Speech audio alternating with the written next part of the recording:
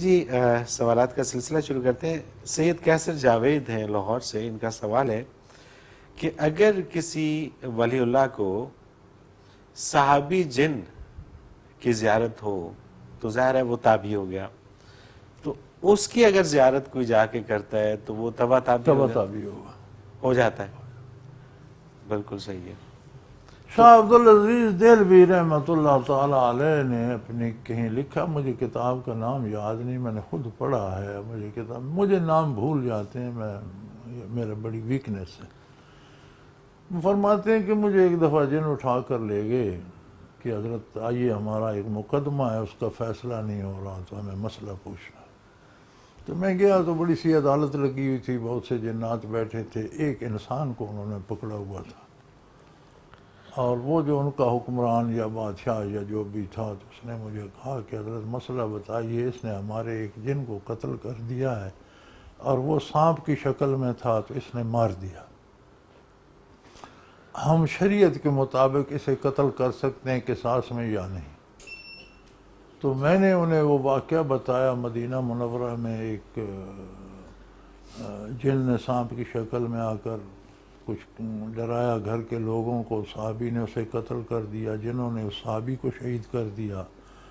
تو حضور صلی اللہ علیہ وسلم نے فرمایا کہ آج کے بعد اگر جن کسی موذی جانور کی شکل میں نظر آئے اسے قتل کر دو, اس کا کوئی قصاص نہیں.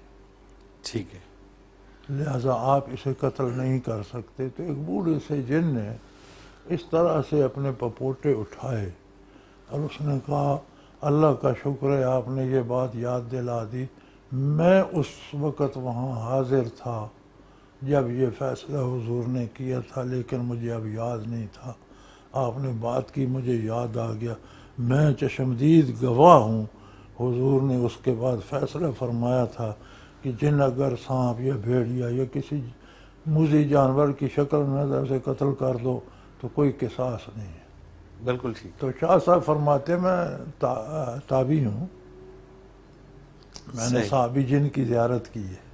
سبحان اللہ, سبحان اللہ. اب وہ تابعی ہیں تو جو ان کی زیارت کرے گا ایمان ہونا شرط ہے, بالکل عقیدہ صحیح ہو, ایمان ہو, وہ تبع تابعی ہے. اب اجر تو اللہ نے. اچھا, اسی سے ایک سوال ہمارے پاس اکثر آتا ہوتا ہے کہ حضور نبی کریم علیہ السلام کی اگر خواب میں زیارت ہو جائے تو ظاہر ہے کہ ان کی شکل میں شیطان نہیں آ سکتا, تو یہ جو کیسے آئیڈینٹیفائی کیسے کریں گے؟ آپ کا جو چہرہ مبارک تھا وہ کس طرح کا تھا؟ گزارش یہ ہے کہ اس کے لیے دو چیزیں ہیں. ایک تو آپ کے چہرے اقدس کی ساری تفصیل سیرت کی کتابوں میں ملتی ہے, ٹھیک ہے, اور یہ وہ بندہ کر سکتا ہے جس نے وہ سیرت کی کتابیں اچھی طرح دیکھی ہوں.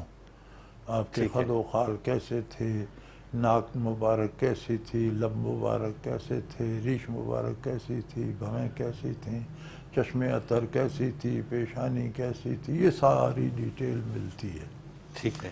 شیطان حضور کا چہرہ نہیں بنا سکتا, لیکن کسی چہرے میں آ کر دعویٰ کر سکتا ہے کہ میں محمد رسول اللہ. صحیح.